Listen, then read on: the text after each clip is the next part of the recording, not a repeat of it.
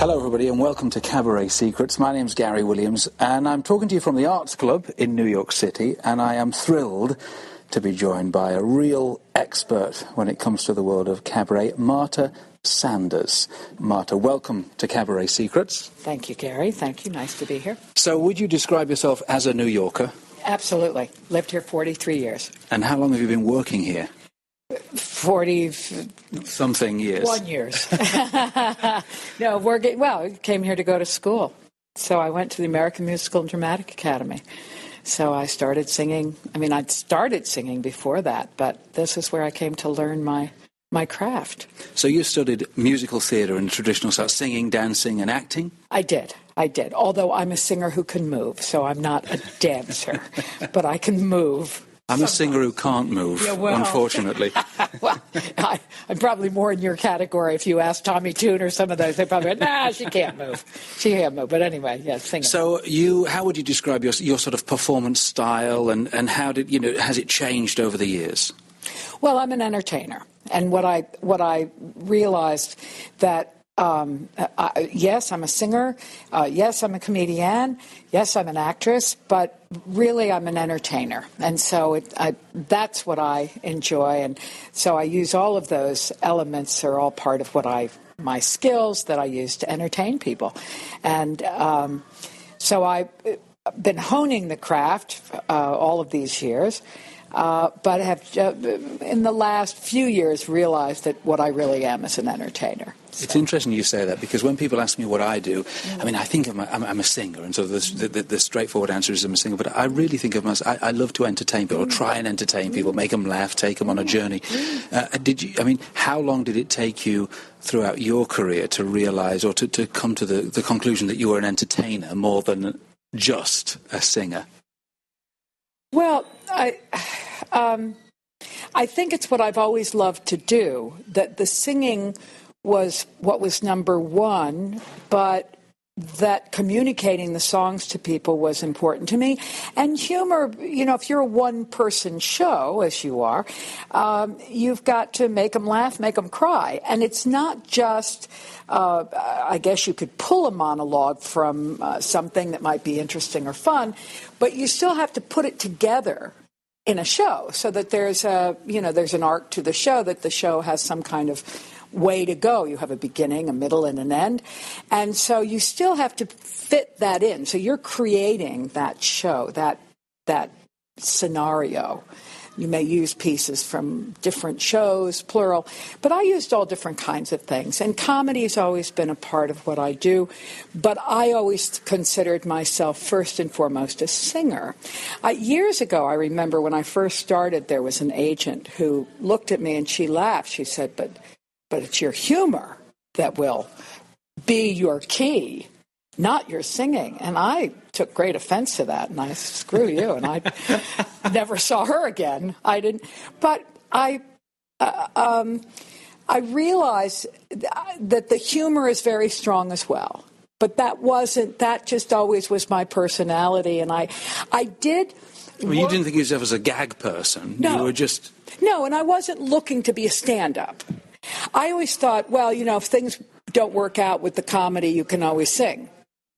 If I did something funny, I go, well, wah, wah, and I go, all right, well, now I'm going to sing, save the day with the... If it didn't land, exactly. If it didn't land, sing a song. I knew I could always knock them dead with the song. Yeah. And so that was... but now the older I get, the more I realize that the humor is huge, because when you laugh, you open up. You open your audience up, and then you can do pretty much anything you want, and that's the key, that's the trick. So if you're entertaining, that's the trick. So when you were at school, did you have visions of yourself? Were you always intent on being a cabaret entertainer, or is that something that sort of came later? I was interested, I went to school for musical theater, but I was always interested in nightclubs and cabaret. Who were your inspirations? Well, I guess I would, I listened to Shirley Bassey and Carmen McRae and Morgana King and Barbra Streisand and, people of that ilk, people that were entertainers. Well, no, I take that back. I was listening to singers who were singers. I knew that in order to develop my own style, I was going to have to sing. I couldn't just develop a style waiting for somebody to give me a role in a show. And that when I did that, I would be doing 8 shows a week, and it would be one role, and that wasn't going to be the way I was going to learn how to develop my technique. It's quite unusual because you were at musical theatre school, and presumably everybody around you, their dream would be to be in a show doing 8 shows a week. But even at that time, was that something you thought, maybe that's not really for me, or what? Oh, I just didn't think I would be able to. I guess part of the problem was because I wasn't being hired to do. I was more of a late bloomer because of my personality and my presence.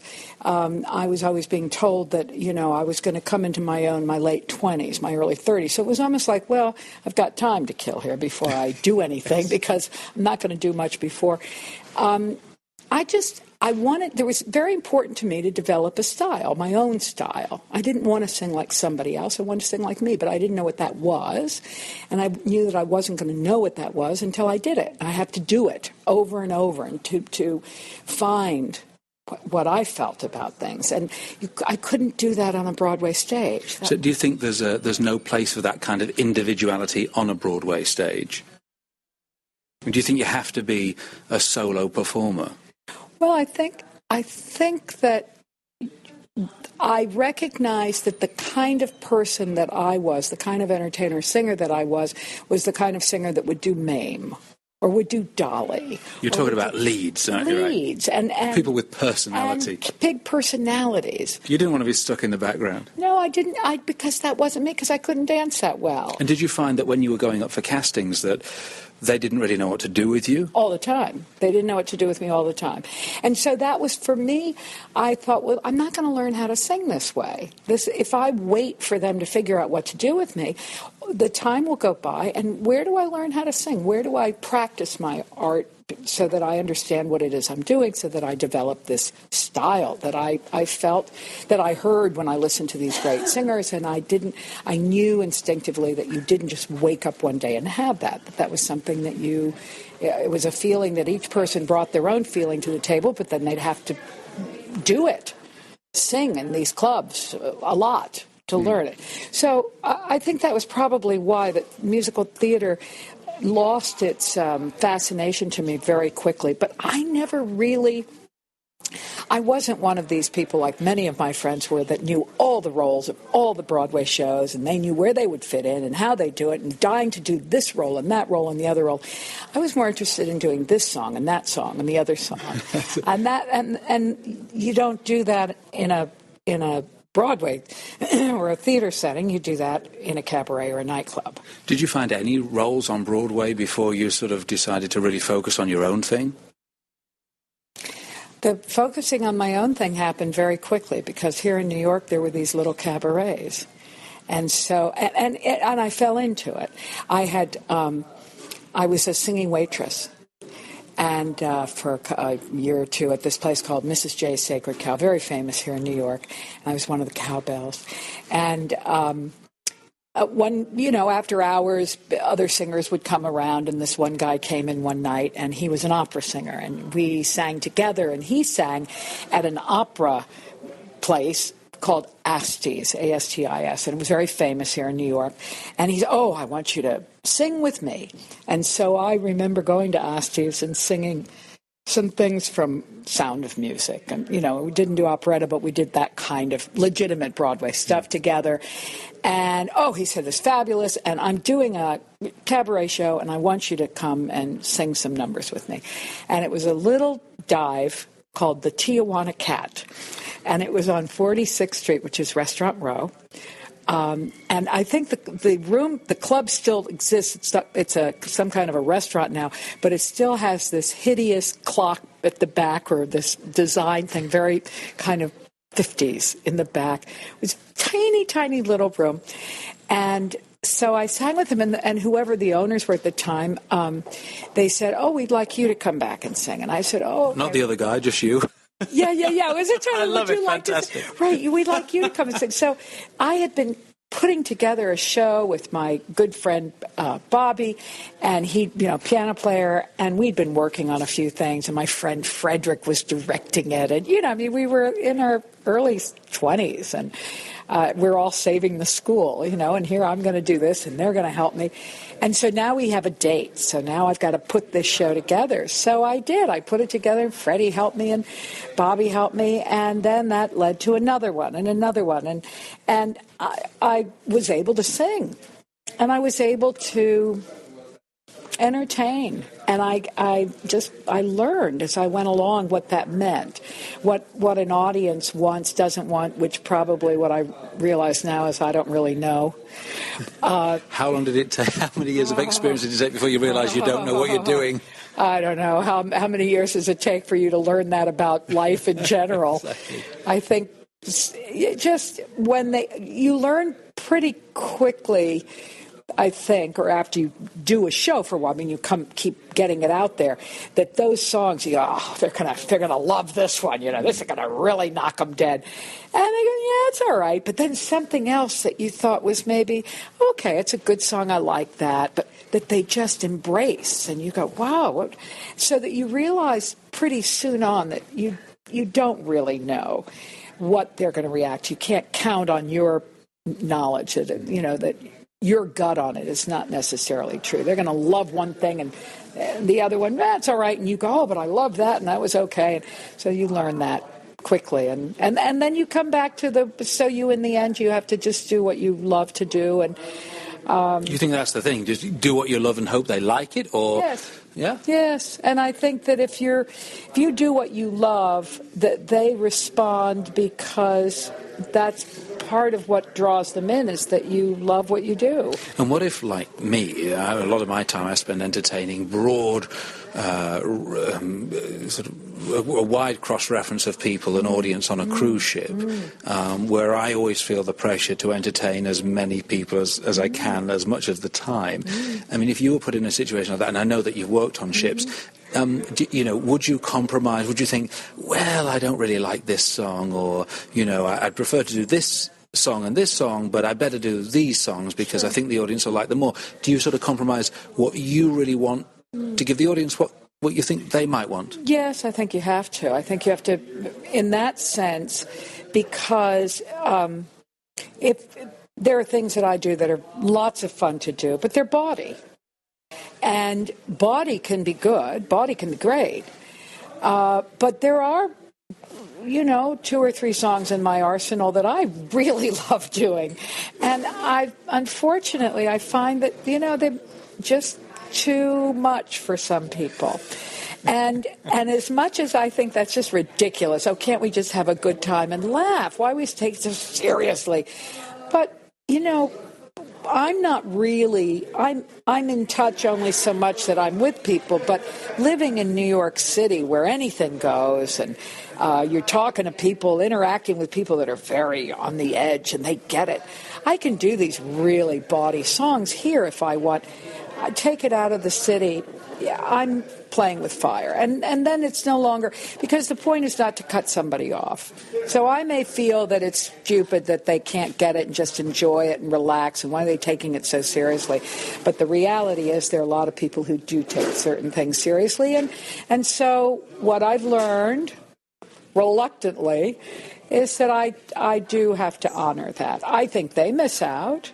But maybe not, because maybe if that really is, if they find it offensive, even though it's something I don't find offensive. But I've been here, that's why I live here. I don't want to live with them. And the things that you have learned over the years, I mean, are they things which you've just learned by trial and error, or is there, in New York, some kind of cabaret school? Because as far as I know, there's nothing like that in London. Is there somewhere where people can go to learn these things which you've spent a career learning? Well, there's a place called the Cabaret Symposium up in the O'Neill Theater, and it happens in the summers. And seems to have been very popular for a lot of people.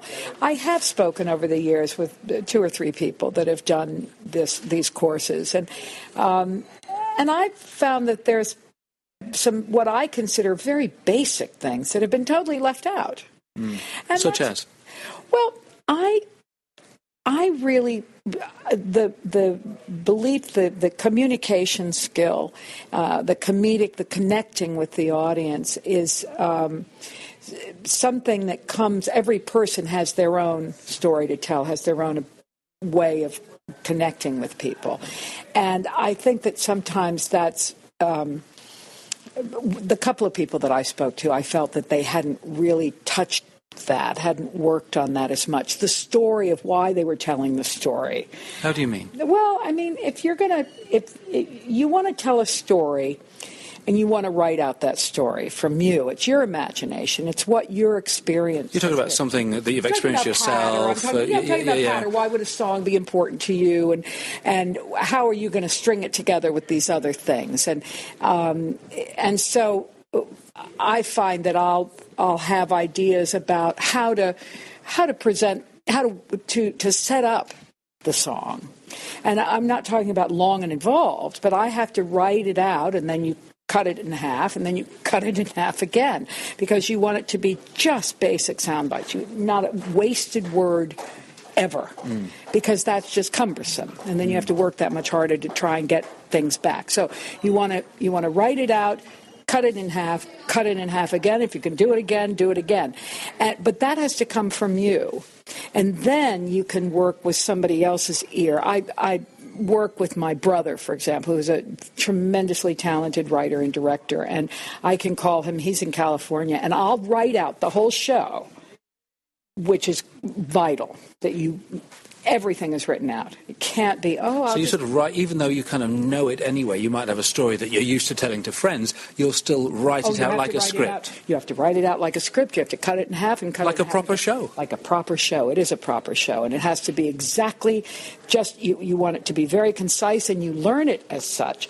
But so you write your own script, and then you learn that, you cut it, you edit it, and then you learn it. And that's what you practice, and you learn it, you memorize it, because that's what ties the show together. That's what gives it its strength. Do you think it's more important to say the right things between the songs or to sing the right songs? Well, I think that it's a matter, if you're going to speak, that there's got to be a reason that you're speaking, and the songs that you're tying together are going to make sense, and they're going to have cohesiveness because of how you've segued from one to the other. If you're not doing just a vocal segue, but you're doing a patter, then that patter's got to be very concise. And that patter can be 2 words, 3 words. It could be a joke. Do you think it's important for there to be a natural sort of flow between every song, either in what you say or the songs themselves, or do you think you can just kind of really stick in any song that you want from one to another and just, take them wherever you want them to go? Or do you think there needs to be feel like a natural flow from one thing to another? Well, I think that's up to the entertainer. That's up to the artist. So the journey you're going to take them on, the ride that you're going to take them on, depends on how you feel. So sure, you can bring in something that feels out of left field if you can make it, if it has an impact. It's still, okay. Right? Do you think it still needs to fit somehow, or you can just, bam, bring something completely out of the blue? If you're going to bring something completely out of the blue, then you have to have a reason for doing that. You have to want to do that. Why do you want to do that? Do you want to do that because you want to shock them? Do you want to do that because now all of a sudden you want to, boom, stop everything? Do you want, whatever it is, there's an intention behind it. So there's a reason for doing everything. Yes, there is. Almost from what you're saying. As far as Pat is concerned, there's a reason for saying every single last word. Absolutely. No question about it. Because then you have a tight show within what you're working in, and then if you have an ad-lib, you ad-lib, but you come back to the structure. Without the structure, you're all over the place. You're going to lose the audience. You're going to lose yourself. You can't rely on just knowing, I've told that story, it's always a funny story. Now you have to write it out and be sure that you're using the most concise way to hit every mark, so that you're going to get the laugh, you're going to get the period, the exclamation, and that it's written out, and anything excess, you're going to get rid of it. It's one thing if you're sitting around and telling a story with your friends, But even then, if you're going to do it, you're going to really hit it. That's what comedy is. Comedy is, is all about the timing of it. It's all about how you say it. And you could be an innately funny person. I am. That humor was something that was part of what I was about, I guess, because it comes naturally, and I worked on it over years because I wanted to be able to have that fast repartee when I was waiting on tables. And so I would focus on it. All right, we want to be able to boom. And that's, I think, so the what comics do, what comedians do. But when you put it in a show, you want it to hit every time. Otherwise, you're going to lose your audience. You lose your audience, you got to work twice as hard to get them back. And what for those people that are listening that don't have that sort of natural affinity and comfort with comedy that you have, if they don't really see themselves as a particular funny person, do you think they've had it? Do you think there's no room in cabaret for them? Or do you think it's something they can learn, or do they have to learn it? No, it's something different. It's something different. It doesn't mean that you can't. It means that you entertain in a different way. That's all. That there's not as much humor involved in what you're doing as you're working with the songs, and so that people are listening to these wonderful songs. And so if and there are those singers out there that do that. I think storytelling, though, in a cabaret setting is all part of the cabaret setting. That part of the tying it together is that you have a story. So even if someone's not naturally funny, that they should still really try and work on the ability to tell a story in between the songs. And I think one of the things that I do all the time is that I write down quotes and that I'll read or that I'll hear, or, I write them down. I have papers everywhere. I've been writing on napkins all my life, as I think all of us in this crazy business do. You get these ideas and you hear something, oh, that's a great song. Oh, you think of something else. But the same thing with sayings, with quotes, with somebody has an idea. It can be a television show. I've pulled things off a television show. Somebody will say it and I'm going, God, that's great. That's great. I often listen to, in the UK, Radio 4, it's talk radio, and there are often very witty people on in these programs, and I listen to them. They'll come out with these funny lines and little gags. And I think, that's a great, and I write them down. I don't know when I'm going to use them, but one day I think, I know just the place I can put that. Absolutely, and that's what you have to have, is that you keep a book. This is all part of what you do. You keep a book of these quotes. And you never know. You go back over them and you go, oh, I'd forgotten about that quote. And when you're putting something together and you're trying to come up with something clever, you go through the papers with the quotes. And if something jumps out, grab it, put it in there, learn it. And then you tie together, so you finish one song and you say, I remember one quote that I love. People do what they want. The rest is just excuses. And I thought that's perfection. Now, I don't know if I've used that in a show. What I've used in a show is, because I do a song about been around the block before that was written for me. And it's, of a certain age and been around the block before. And what I say right before it is, when I was younger, I wanted to save the world. Now, I just want to get out of the room with some dignity. When someone barely 20 starts. That's a great setup for the song, right? That's it. So, I'm glad that you said that, because people listening to this thinking, well, I'm not a comedian, I can't do gags. What you've just said is very short. It's just a line. It's just a couple of lines. But it's very funny, and it's very perceptive, and it's a great way of setting up a song. So I don't think you need, and I don't know if you wrote that thing, you invented it, or maybe you read that somewhere. I read it. You read it, and you sort of nicked it, you found a place to put it, and you made it your own. I did. And that one may have come from one of these silly calendars that have these silly quotes. The women's calendar quotes. And this could have been anybody, Dorothy Parker. I don't know who did it. And of course, I feel terrible. I can't give them credit, but hopefully they're not around. It's yours now. It's now mine. But you don't have to have permission from the gods to grab it. If there's inspiration all around us if you just look. Every artist is inspired by other artists. That's just the way it is. And your idea is not the first time somebody's had the idea, but how they verbalize it. So that's why take your pen, take your paper, make notes, and keep going back over those notes, those quotes and things. I see sometimes people do cabaret and their chat is it sounds very rehearsed. It sounds quite sort of boring, really. You know, they say, "Oh, thank you very much, ladies and gentlemen. In 1945, Cole Porter wrote blah, blah, blah, blah, blah, blah," and then they sing another song. How can people sort of get over doing that kind of what I call boring chat? Well, I think what you have to do is figure out what it is about the song that you like. So that why are you singing the song? And I've always loved Cole Porter. From the first time I heard, whatever I was inspired to something else, you've got to find a connection to that song, a personal connection to it. And then you can talk about, you can say this was a time of his life. It was in the 40s. This was a time of his life when he was finding who he was. And he wrote this song. So that...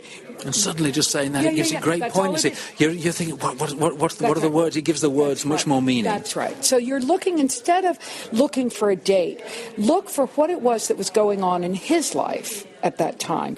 Why is that? Because there's got to be something interesting. It's almost making it a bit gossipy, isn't it? Of course it is. Everybody loves a bit of gossip. Well, but also people want to know about the person. If you say 1946, that doesn't mean anything. If you say World War I, World War II, and the Germans had just attacked, and here he was in his, little apartment in Paris, and he looked out the window.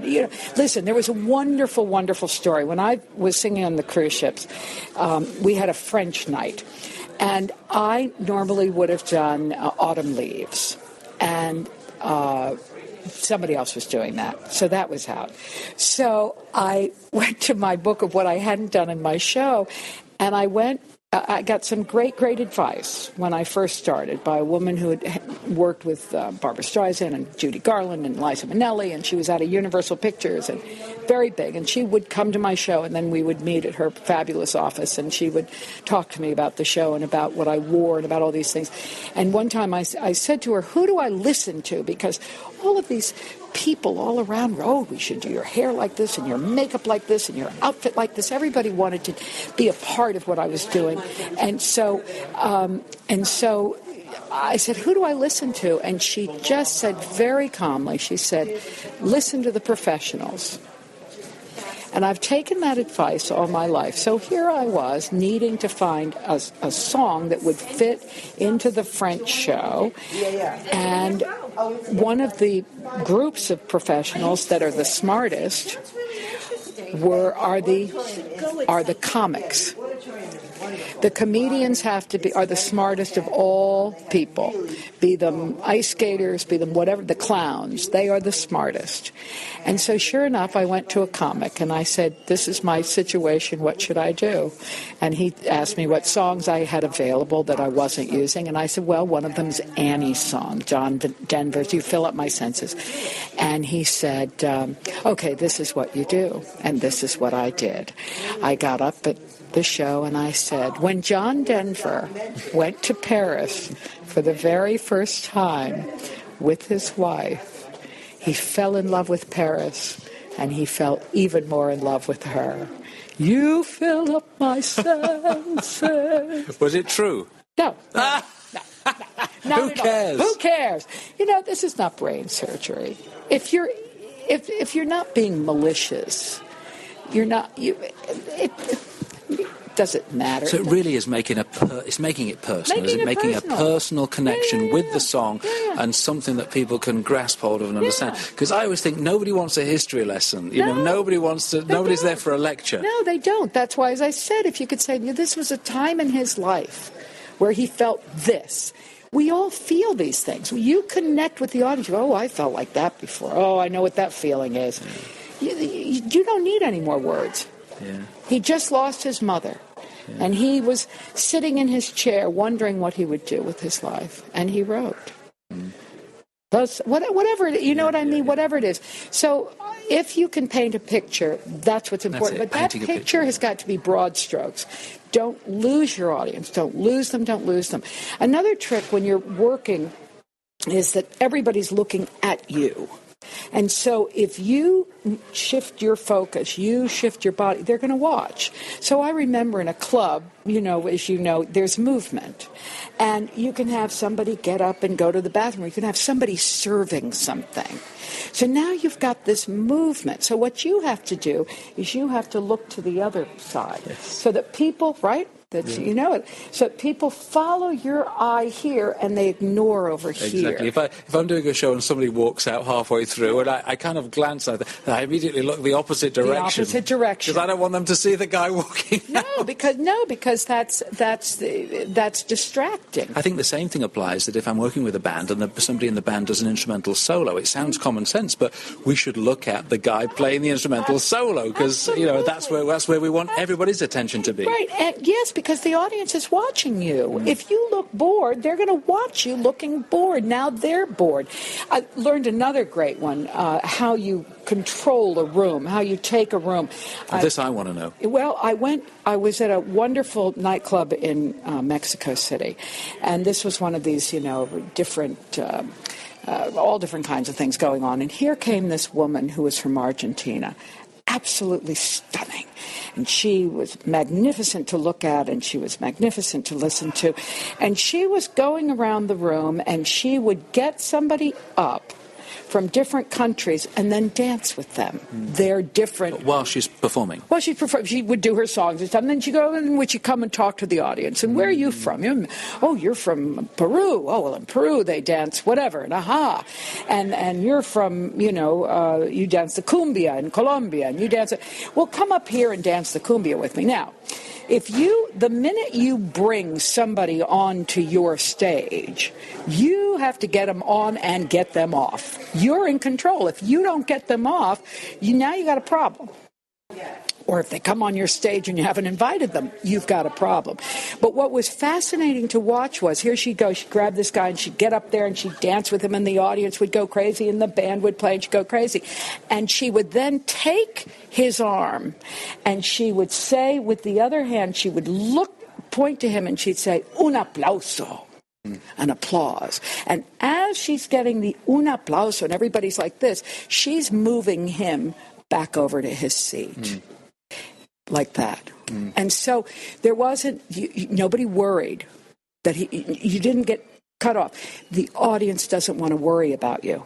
You must be in control so that they can relax. I think that's good general advice, isn't it? Good general advice. As long as you look comfortable and relaxed, people will relax. If you look like you're not going to hit that note, or if you forget the words, you're going to go, oh, which people have this fear. You can't. You've got to keep smiling, baby. That's it, because I think it doesn't matter. We all make mistakes. We all forget the words sometimes. Sometimes I forget what song's coming next. Doesn't matter. It doesn't matter as long as it... For you, it doesn't matter, as long as it doesn't faze you. I'm talking to you now. I'm in New York. I came off the Queen Mary 2 a few days ago. In my second show on board the ship, I walked out and my microphone wasn't working. You imagine a big introduction, big build-up. I walk out, the band's playing. I'm in the middle of the stage. I start singing and nothing comes out. It's always the fear, oh God! And I had to sort of slope off stage, sort of just walk off backwards, and I'd been given the wrong microphone. Right. But it genuinely didn't bother me. I mean, of course, I was a bit annoyed, but it didn't matter. Okay, it happens. I got the right. And of course, if the audience can see that kind of thing doesn't bother you, then they're, I came out with the right microphone. I got a big round of applause, and they're all happy. But if I'd have looked distressed, they would have been distressed. Of course, because everybody is scared. They can't imagine doing what you're doing. They can't imagine how you would, be on stage. Without being scared and without failing, because most people feel that way. So you have to show them that you're not only not scared, but you're having a great time, which you are. But that's why you have to be, you have a format for your show. You know what you're doing. You're clear about it. And then the mic doesn't work. The mic doesn't work. And you're talking to people because it's not the end of the world. And then you come back to the form.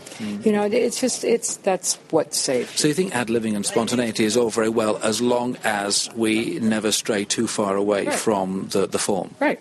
Absolutely. Yeah, because if you do, then you can lose them. Well, we could talk all night, and we should move on. But tell me, just before we go, what would be your number one piece of advice for anybody starting off in this business that wants to perform a killer cabaret show? Well, I think you need to go and see some cabaret. And I think what you have to do is make a list of songs. 12 songs makes up a cabaret show, and then one more is with an encore. You don't want to go more than 50 minutes, 50 minutes. If you go an hour, okay, but not more than that. Really, 50 minutes is optimum. 12 songs is the rule. Write out a bunch of songs, and then put them together. See and talk to somebody. You find a musical director that knows what he's doing, and work with that person to put a list together, and then see how it flows, and then see if you want to say something in between. That's what I would do. It's been great talking to you. Thank you so much, Marta. You're welcome. My pleasure. Good luck to you. Thank you for listening to this Cabaret Secrets podcast. If you've got any comments or questions, please visit cabaretsecrets.com, where you'll also find details of the Cabaret Secrets book, an indispensable guide on how to create your own show, travel the world, and get paid to do what you love.